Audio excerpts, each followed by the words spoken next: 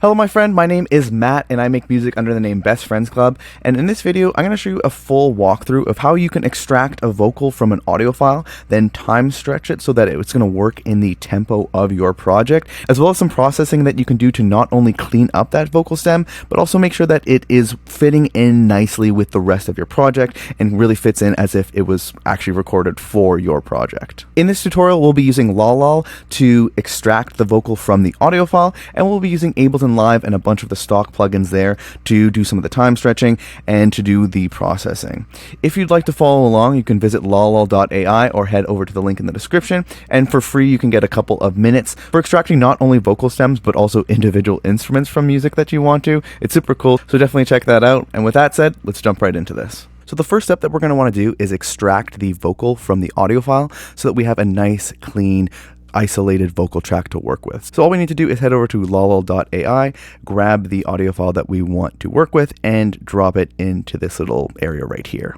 What it will do is now upload that file to Lala system, and then it will process that file, do its AI magic to extract the vocal, and then we'll be able to start working with it. So once it's done uploading and processing, it'll actually give us a preview for the vocal and the instrumental so that we can listen back and hear what we're going to be working with here. So let's start by listening back to the vocal. I don't work French, but you'll you don't work French, but... So you can hear there's a little bit of some of the instrumental in the background. We'll be able to clean that up later, but it's a pretty well isolated file, especially when we go over here and we listen to the instrumental on its own.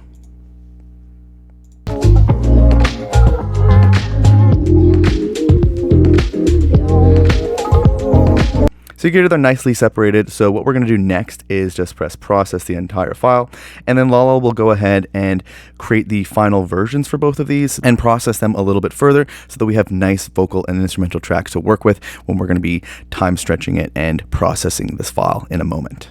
So with our files all prepared, we can either download them individually or download them all together. I'd recommend downloading them all together because the instrumental will be very, very important in helping us time stretch the vocal. So with that said, let's grab these files and put them into Ableton, where we'll take things to the next step. So the next step is going to be time stretching that vocal sample so that we'll be able to have it actually play in the tempo of the new project that we are going to be working on. So what I'd recommend doing is bringing both of those files that Lala created for us, putting them both into Ableton on separate tracks. What we have here at the top is the instrumental, and I labeled it instrumental, INST, instrument, and below it is the vocal track. So we just label those both individually. And there's a couple of ways that we can do this. One is if we're starting off with a brand new project like this, there's a particular way, and there is a second way if you've already started building up an instrumental and then now you're adding in the vocal after. I'll show you how you can do that when you're a little bit deeper into the project. But for now, let's imagine we're starting from scratch with a brand new project file. This is what I recommend doing, making sure that the two files are starting on the one of the track, and then zooming in a bit, grabbing the file, moving it over, and just making sure that it is actually starting at the beginning of the audio file. Sometimes Ableton might try to auto remove some silence, which can kind of mess things up when you're warping. So grab that, make sure that it's nice like that. Do the same thing over here with the vocal channel. And so really the main thing here about starting on the one is by using the instrumental as a guide, we want to make sure that that first kick hit that starts the overall phrase or the bar of the track is going to be the actual first element. So let's go ahead and listen to that. So you can hear that first kick is starting on the one. There can be some instances, particularly in clip view here, where that one might be starting at a different point. For example, it might be over here.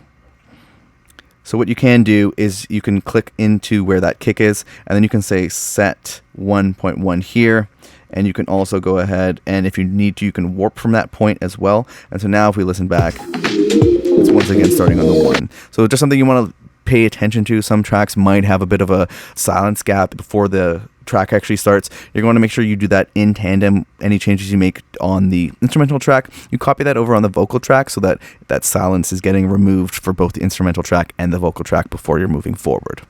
And the first thing that I recommend doing is pausing the vocal. We're going to mostly use the instrumental to start figuring out the timing because the vocals might come on the one, but they might come on after the one or just before. So it can get a little frustrating and confusing if you're just trying to time stretch the vocal, which is why starting with the instrumental is a nice way to go about this, and which is why it's really nice that Lala outputs both of these for us. So the first thing that we're going to want to do is we can simply start by just adjusting the tempo at the top here.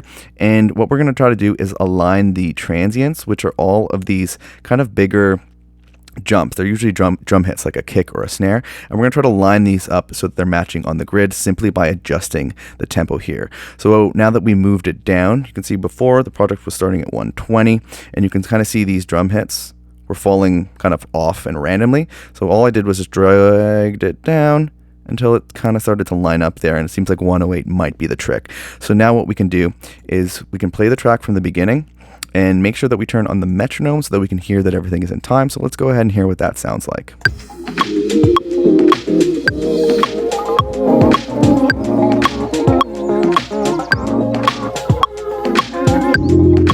So you can see the metronome's hitting in time with these drum hits, and that's sounding all nice. Just to give you an idea of what that would sound like before we did that, so this is what it sounded like at 120. So you can hear it's definitely off. So then knowing that, now that we know what the timing is, we can click into the instrumental track, click warp, and then change the BPM to 108, which is following the project file here. Now that it's warped at 108, we can adjust the timing, and you can see the instrumental track is not moving because it's warped, but the vocal track right now is not warped, so it is adjusting as we change it. So let's bring this back to 108, and we can go over here to the vocal, turn warp on, make sure that it is at 108. And then let's go ahead and have a listen to that now with the metronome on at 108. On time, and if we change the tempo, let's go up a bunch, 121.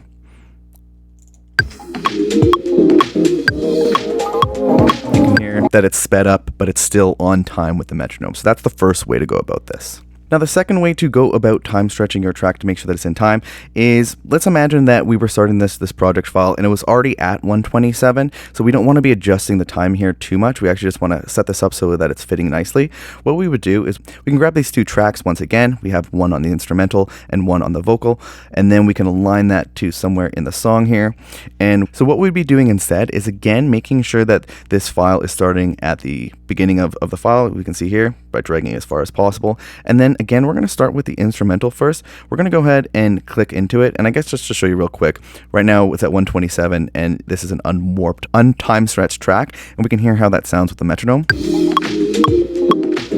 Completely off and annoying. So what we want to do in this instance is we can double click into the instrumental file, press warp, and we can do kind of the same thing, but from this clip level view. So what we'd be doing here is we can adjust this. And now that we know that it's 108, we can move this back, and you can see that there's these transients here that we're trying to bring them in line. So you can see these transients here and here, or we can see the transients here, and we can listen back to it as we're bringing this back. And you can hear that it's warped nicely now. So that's essentially the method there. And then again, once you know that it's 108 on this line, you can go back over to the vocal here. Since we know that it's 108, you can go ahead and press 108. Boom. And then there we have a nicely time stretched instrumental and vocal track that's working nicely with this tempo. Additionally, if you only wanted to take out a specific part of the vocal at this point in time, for example, let's say if we wanted to start here where she's saying, "You don't look French," so right about here. So that's, say if we just wanted to grab that area, what we can do is zoom in here. And we're going to look for that first kick to start off the phrase by using the instrumental as a guide. So it sounds like it's not necessarily here, but I think it might be right here. So you can see this right here, the kick is the one of the beat, and the vocal's coming in slightly after. So if we weren't using this as a guide, it could get a little confusing. So if we go ahead and kind of cut both from there, and then drag this over to one of the one areas. And now let's listen to this back. Here, starting off there. So let's listen to the whole phrase that we're going to want to capture. So let's say around there. What we can do is grab these using the instrumental as a guide first. We go into this instrumental in the clip view over here. Kind of zoom in on it. And then now press warp. Press yes. And now we have this warping at this one here. And then we can use the transients as a guide here. So let's mute the vocal because it'll get a little annoying. And then we can go down and we can kind of start adjusting this. Not quite.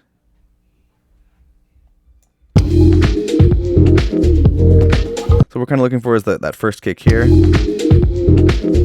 and that first kick on the second bar there, so we can see it's more or less lined up pretty nicely. So again, we found 108, so that means when we listen to these both together, they're off.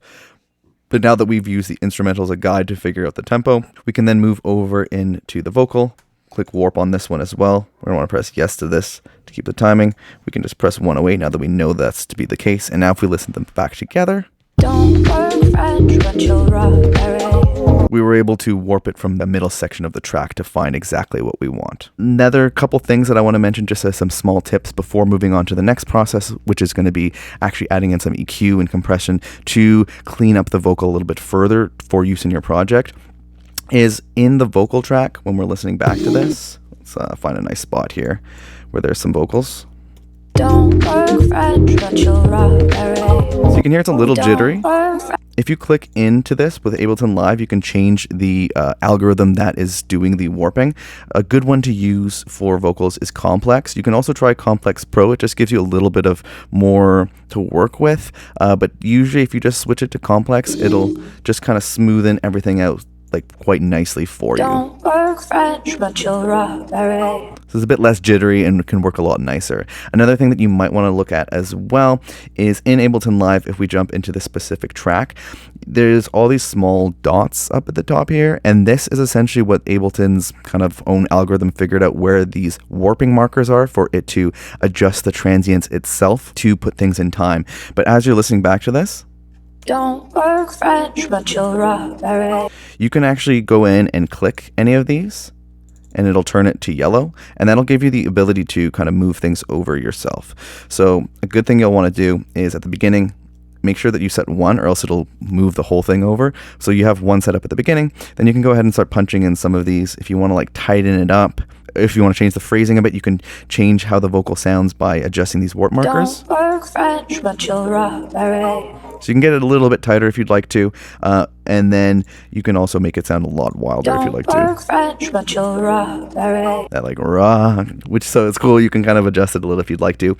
And lastly, something that you can do as well is if you're using a groove track, so if you're adding swing or shuffle to your music with one of these groove pools, if you apply this to this file, it'll actually add that amount of swing to the transients for this audio file as well. And this could come in handy if you're using that particular swing on your drums and on your bass and on your other melodic elements. If you also apply it to the vocal, it'll also have that same swing or shuffle and essential movement to the vocal track, so it's vibing a bit more with the rest of your track and fitting in nicely. So with that said, that is how we are going to prepare this file a bit more. It'll be in time with the rest of the track. Next, we're going to look at some small processing that we can do in terms of EQ and compression and stuff like that to make sure that it fits in with our project even more, and to do a little bit of extra cleaning to the vocal sample to kind of get rid of some of that little bit of instrument sounds that it's picking up.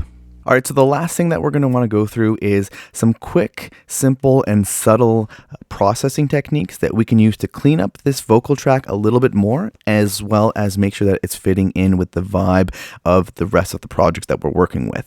So the first thing that we're going to do is we're going to head over to the vocal track here, and we are going to add a gate. And what the gate is going to be good for is it's going to remove some of that unwanted background noise that kind of still picked up in the isolation process. So if we listen to this back, just the vocal on its own, Don't work French, but you'll raspberry. there's a little bit of noise in the background. Honestly, in the context of a project, that probably won't come through too much, but one thing that we can do is throw on a gate, and if we listen to it now, it's super duper quiet. I'm not sure if you can hear it. So all you're going to want to do is just bring down the threshold. Don't work French, but you'll raspberry. And you can hear it's cutting out a bunch of that background noise, but it's also kind of making the vocal a little bit choppy. So we want to just keep playing with the threshold until we're removing some of the background noise without sacrificing the vocal quality. Don't work French, but you'll raspberry. You don't work French, but you'll raspberry. So around there, and then what we can do to smoothen things out a little bit is adjust the release. Don't work French, but you'll raspberry. You don't work French. So that's removing a bit of the background noise. So what we're going to want to do is keep moving forward with an EQ. And so what I would recommend doing with the EQ is simply removing some of the low end. So you're going to want to take this, adjust it so that it has the low cutoff, and then start removing it. So the best way to do this is with applying any processing. What I'd recommend doing is slowly cutting out some of the lows. And then once you can hear the lows being removed from the vocal in a somewhat unpleasant way, just dial it back a little bit. So I'll kind of show you what that looks and sounds like right now. Don't work French, but you'll rock, alright. You don't work French, but you'll rock, alright. Don't work French, but you'll rock, alright. You don't work French, but you'll rock. So I feel like it's around there. So the idea is you can kind of hear it starting to become slowly a little bit of a telephone kind of sound. And then once you hear that, you just dial it back a little bit and bring it in a bit more lows. As you do this more and more, you'll get more confident with it and get better at doing it. But this is a way I'd recommend doing it. And then you can do the exact same thing with the highs. So we'll just start from the right and sweep over to the left. Once we hear a bit too much of the highs getting taken out, we'll dial it back. Don't work French, but you'll rock, alright. You don't work French, but you'll rock, alright. Don't work French, but you'll rock, alright. You don't work French, but you'll rock, alright. Don't work French, but... So I'd say somewhere around there for this particular vocal sample. I think there's already quite a bit of the highs getting taken out from when I originally processed this, but you might want to start paying attention a lot more around the 15K or 16K mark. That's when you'll definitely start hearing some of that high end getting taken out. So definitely pay attention around there, pull it in and then take it back. Also, what I would recommend is when you are doing this, if you have a full track built around it, always make these decisions while listening in context to the rest of the track, so you know how it's actually going to vibe with the other elements, as opposed to making these decisions isolated and in a silo. And then lastly, one thing that you can do if you need it, I wouldn't recommend doing this just out of habit. I'd recommend consciously deciding if you feel like the level is jumping around too much, then what you can do is make a very simple adjustment with compression to simply get more of a stable audio signal that's jumping around a bit less. So with vocals in particular, you're going to want to probably just adjust the ratio to be somewhere between 2 and 3. What I would do is just set the release to auto and then dial the attack all the way up, or a bunch up, and we're going to slowly move it back, similar to how we've been doing with the EQ and even with the gate earlier. So with the compression, what you're going to want to do is listen to it and dial the threshold in, and you want to kind of keep an eye on the gain reduction, and you want to be looking for about between 1 and 2 decibels of gain reduction as you're doing this. So I'll kind of show you what that looks like right now. Don't work French, but you'll rock, alright. You don't work French, but you'll rock, alright. So you can see right on the right hand side here is where you can see the gain reduction. So if we play that Don't back, work French, but you'll rock, alright. it's a bit too much. We're trying to go for like subtle changes here. We're not trying to overly compress the signal. We're just trying to tame it a little bit. So if we listen Don't back, work French, but you'll rock, alright. that's pretty healthy. And then also if you click this button here, you can see it in a little bit nicer way to see what's going on here. We can look at the gain reduction right here on this column. Don't work French, but you'll rock, alright. You don't work French, but... So then what we want to do is then we want to dial the attack back until we can kind of hear it sounding a little bit more natural. There's a little bit less compression going on. It's getting squashed a bit less, and then just dial it in a bit more. Don't work French, but you'll rock, alright. You don't work French, but you'll rock, alright. Don't work French, but you'll rock, alright. Somewhere around there. The main thing with almost all this is subtlety is the key. And then lastly, with that said, one of the last things that I'd recommend doing is using your return tracks to add some reverb and delay and a little bit of character and vibe to your track. So over here on my return tracks, I have a reverb, which is just using a Valhalla reverb that I like to use. Another one is a short delay. The next one over here is a longer delay. And then some kind of modulation. So I'm using a chorus that I like to use. And then lastly is some saturation. So the reason for this is what we can do now is we can dial in each of these using that same method where we dial it until we can kind of start to hear it and then pull it back. When we do this with the reverb and the delay, the nice thing is since we're using these return tracks, the rest of the elements, the drums, the melodic elements, all that will be also going through the same reverb and delay. So it'll kind of put it all in the same space and give it the same vibe and character, which will help the vocal fit in with the rest of your project in a really organic way. So let's go ahead and start dialing some of this in. Don't work French, but you'll rock, alright. You don't work French, but you'll rock, alright. Don't. So there, I kind of could start to hear the reverb coming in. Once I could hear it very presently coming in, I would dial it back. This is also extremely helpful to do in the context of the rest of the track, because you can hear the reverb a lot more when it's isolated. You won't hear it as much in the context of the track. So again, I'd recommend doing this in the context of the track if you've built it out at this point. And then we'll do the same with the short reverb and then the long reverb. Don't work French, but you'll rock, baby. You don't work French, but you'll rock, baby. Don't work French, but you'll rock, baby. You don't work French, but you'll rock. That kind of helps right there. And then lastly, you can also do the same thing with modulation and saturation if you'd like to. I'll kind of show you what that looks like. Don't work French, but you'll rock, baby. You don't work French, but you'll rock, baby. Don't work French, but you'll rock, baby. You don't work French, but you'll rock. So then we have a bit more of a cleaned up vocal file that has some processing. It's all very subtle, but this will help make sure that it fits in with the vibe of the rest of the track nicely, and it's a little bit more cleaned, and you're working with a more usable audio file here. So at this point, you should have your vocal isolated. You should also have time stretched that vocal so that it is going to fit in with the tempo of your song and your project. And you should have done some processing to kind of clean it up and make sure that it's going to fit in with the rest of your project. So at this point, if you're starting with the vocal preparation process first, you can start building the track around the vocal. And what you'll want to do is particularly with some of that processing, you're going to want to be adjusting with the reverb and the delay and some of those more stylistic or creative effects with the song as you're building out to make sure that everything is vibing together. However, if you are starting from the process where you've already built an instrumental around this, you're going to want to just make sure that as you're doing some of the processing aspects of the vocal preparation, you're going to want to make sure that you're listening in context with the rest of the track. That's kind of the main tip there. So now you should have a very solid understanding of how to isolate your vocals, time stretch them, and then process them so that they fit in with your project. Hopefully you found this useful. If you did, like and subscribe and all that good stuff, and make sure you head over to lalal.ai or visit the link in the description so that you can get started for free with a few minutes isolating your own tracks and jumping into all this for yourself. It's super cool. I've been Matt from Best Friends Club, and I'll see you in the next one, my friend. Have a good one.